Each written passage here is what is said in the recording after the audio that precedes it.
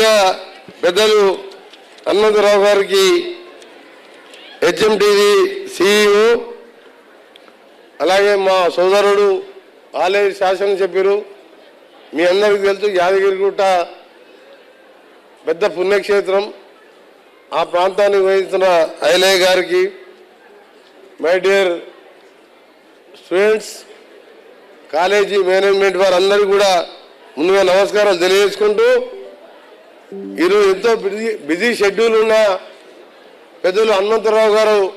ఒక మంచి కార్యక్రమం తీసుకొని కొన్ని స్కూల్స్ సెలెక్ట్ చేసుకొని స్టేట్ వైడ్ తెలంగాణలో వాళ్ళందరినీ కూడా ఫెలిసిటేషన్ చేస్తూ,